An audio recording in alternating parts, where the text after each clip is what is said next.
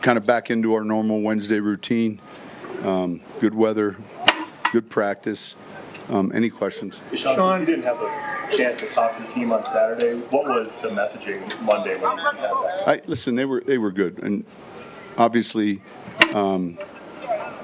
these guys can communicate so much quicker now. Spoke to them, right prior.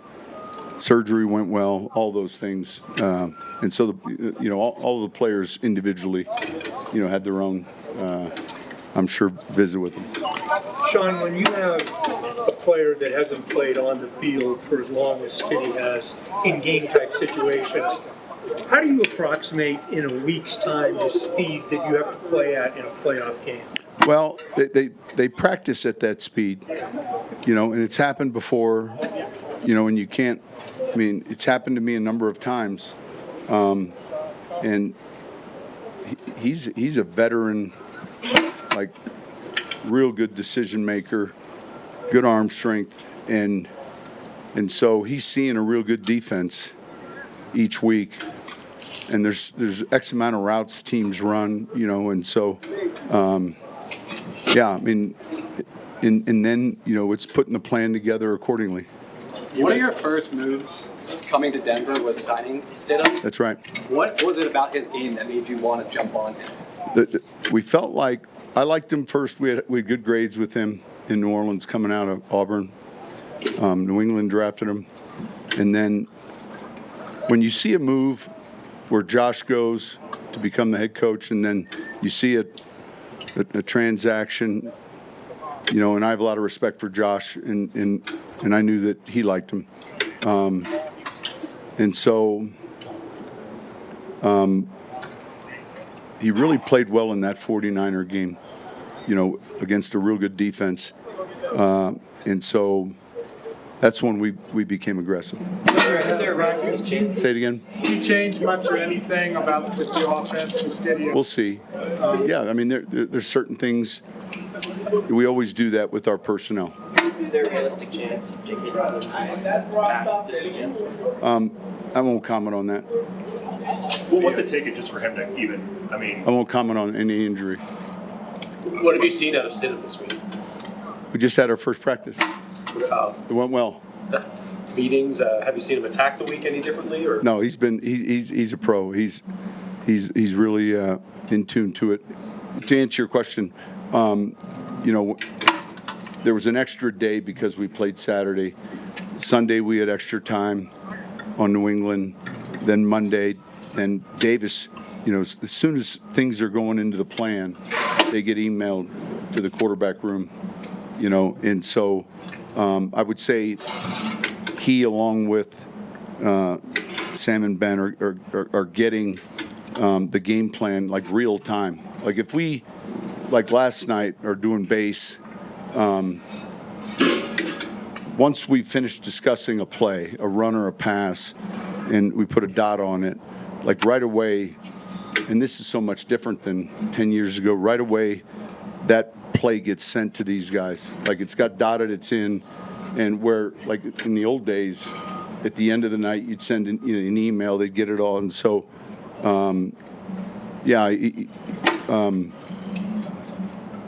And I would say, look, one of the harder things to do in season is to prepare at that position at any moment, like, you could go into a game. You know what I mean? And so that, and it's hard because you don't often get reps with and now he takes all those reps against the defense. Obviously now he's getting all the reps with the offense, but like that 85 Bears team, if you were a backup quarterback, you were playing. That documentary, I don't know how many, I think 12 of the 16, they knew they were going in. And so, but he's on top of it. You brought up Jeff Hostetler, Nick Foles on Sunday. Did you talk to Parcells about Hostetler or do any research on how those guys? We've had a couple conversations. That injury happened a little earlier yeah, we've had a couple conversations. We speak regularly, so the topics might vary. Obviously, that topic came up, and then there were other things that, you know, that we discussed. Yeah. You mentioned the takeaways going into last week. Obviously, a critical part of that win. How much can that be something that can kind of get on a roll? It's. I mean, you guys, we've watched it, and they had bad weather in this past game, and so as I'm watching the Houston offense, and look, both defenses are playing well and turning the ball over, and then I watch the series end with a turnover. And then I click the clicker, and it's still 13-7, or you know and so the weather I think had a lot to do with some of the turnovers. But I think as we started the postseason, and we said, hey, this has to be a point of emphasis, and to be +4 after the first week is a good thing. I think, in all honesty, fortunately we were. You know, it was one of those games where, you know, that single-handedly was the difference. Look back into your history with game planning for backup quarterbacks. What do you think about maybe for Teddy or McCown, and maybe the message always, I feel like when Drew went down in L.A., we flew from Los Angeles. Our plan was we were playing at Seattle, so we stayed on the West Coast and we practiced at UW. We stayed in Bellevue, and so our first team meeting, and I made the same comment. I said, I'm not worried about Bridgewater.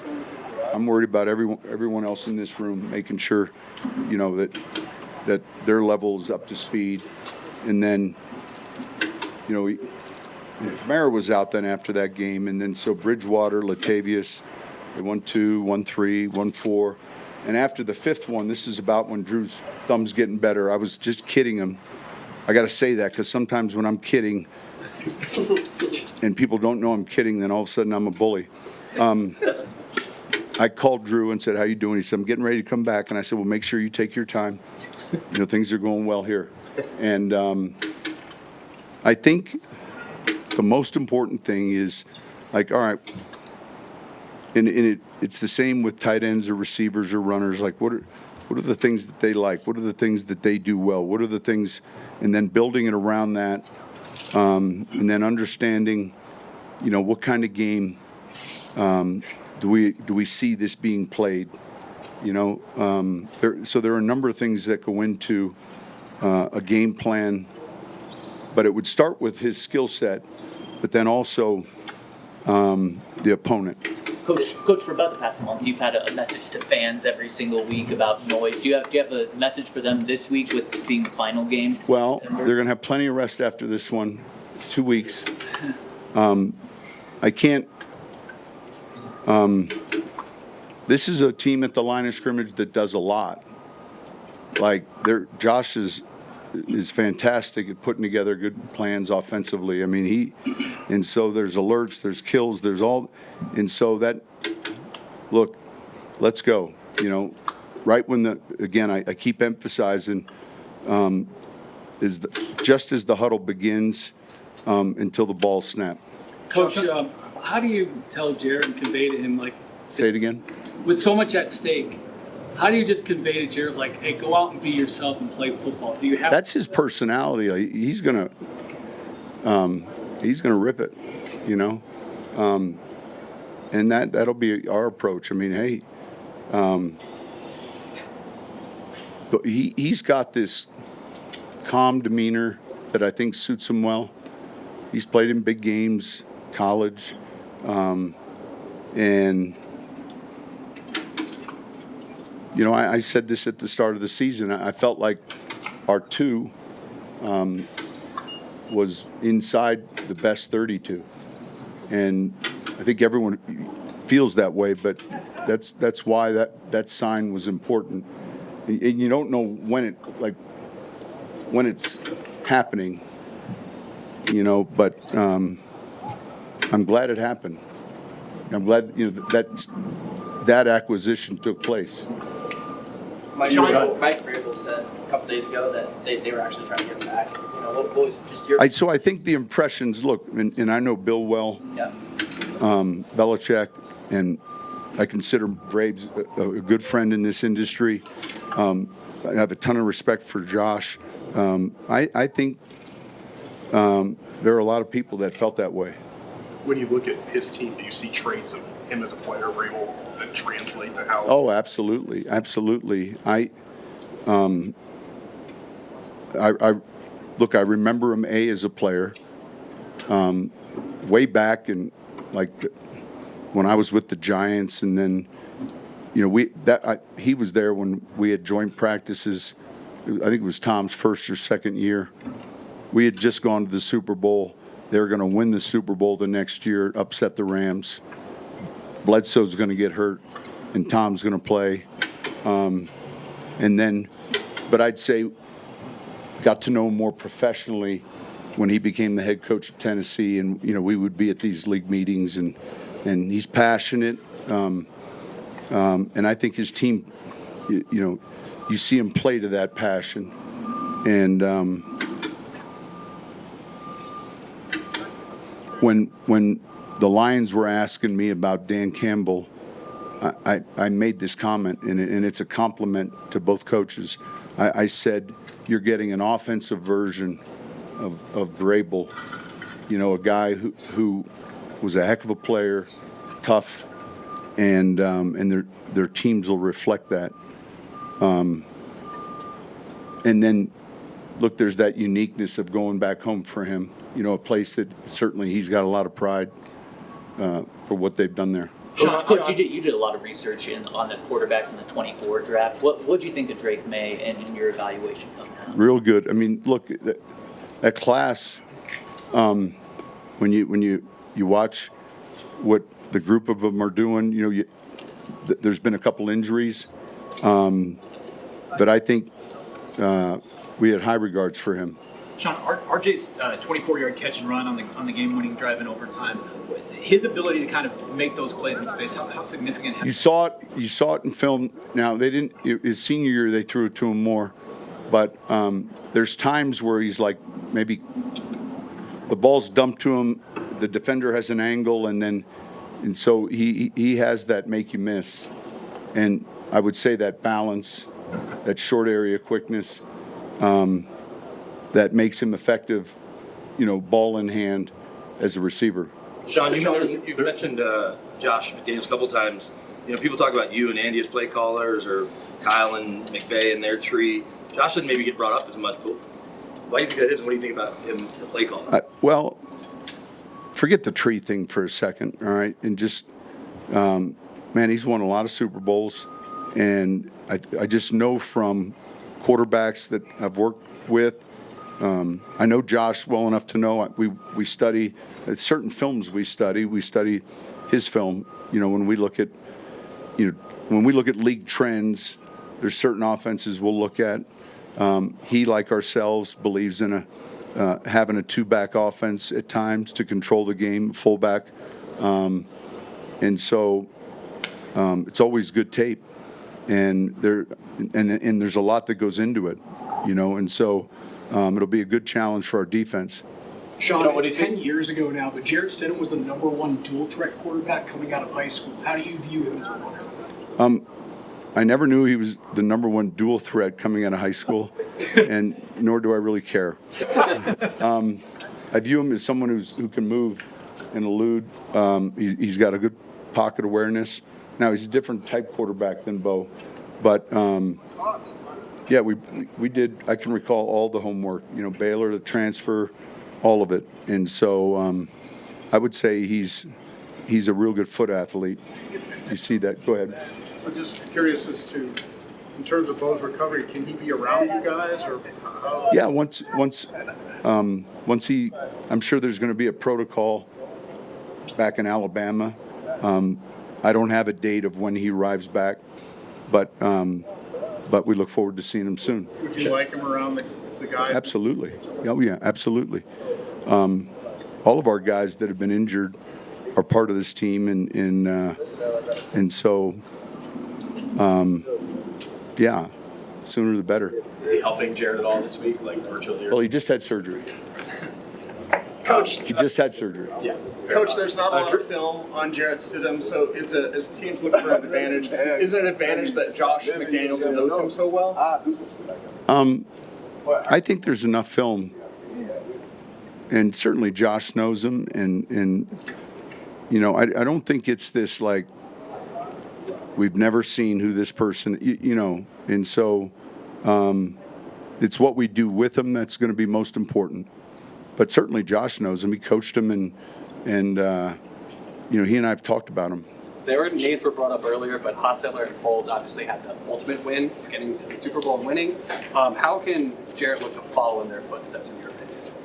Well, it's a team game, right? And so, you know, both cases there were different scenarios, but the key is, you know, how we as a team prepare this week for the team we're getting ready to play Sunday, and we're playing a real good team. So both teams ended up with the same record, and so that's really the short answer. Sean, there were a couple of the 3 more questions. Go ahead. after their wild card game. A couple of the Chargers players said they couldn't figure out what they were doing coverage wise. Obviously, they forced a bunch of turnovers last week.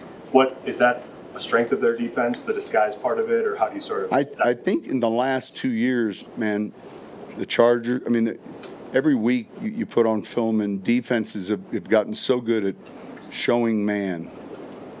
You know, let's say you put a back outside of a receiver and a linebacker went out, and then you brought him back in. And Mike was one of the early people to do this, Shanahan. You know, he'd put a big body outside of a receiver, and then he'd see a safety or a linebacker. And back then it was all, you know, right away man. And then you'll see that, and then they'll spin and play 2. And so it's this back and forth. How do we uncover man or zone? And that's a big point of tonight and third down. Like, it starts with how can we uncover the coverages? And so I think a lot of teams in the last 2 or 3 years have gotten very apt at that. You don't want these always, you know, and so this is a team that does a good job with that, you know. They keep a top on the coverage. They got real good corners and safeties, and then extremely talented nickel. So how do you determine it? You know, there's different ways you try to create movement, maybe, but that'll be a big study tonight.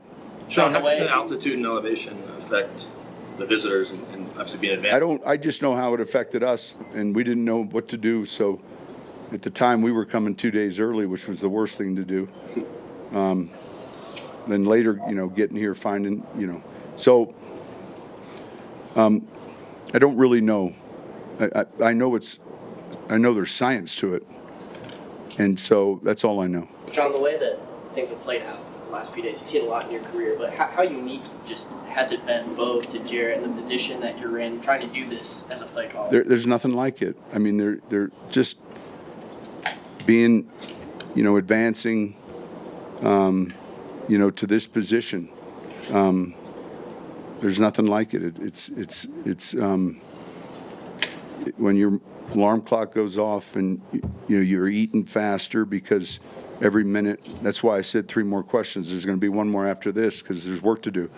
But I say that respectfully. But there's nothing like it when it's just ticking, and you're wanting to make sure you looked at every bit of film, that you haven't missed anything, and you're playing another good football team, and then you know what's at stake, and you know what's next, and so yeah, it's exciting.